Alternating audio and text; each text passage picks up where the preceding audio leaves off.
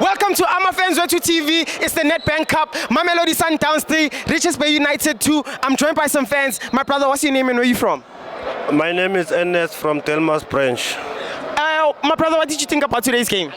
The game was fun. The game was nice. I'm appreciate for Sundowns to win today, and we can continue every time to win.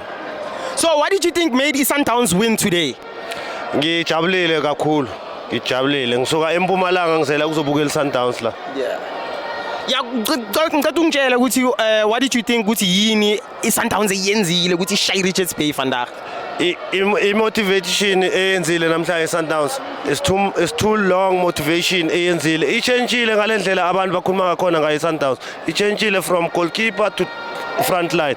Change idlalile iSundowns siyabonga futhi kakhulu. Yeah, so who was your man of the match today? My man of the match today is Mbule and Kapinga. Okay, but if you were to pick one, yeah. I pick Mbule. Mbule play. Angazi ukuthi ngathini uMbule udlalile ukudlula emalangeni. Yeah. Okay, is there anything ungathanda ukutshela ama-Sundowns supporter abhekelele ekhaya? Ngicela ukuthi masandawana asibeni ama-supporter singabi ama-fan athanda i-TV. Asiphumeni ezindlini sizobukela Sundowns. This weekend sodlala iCAF.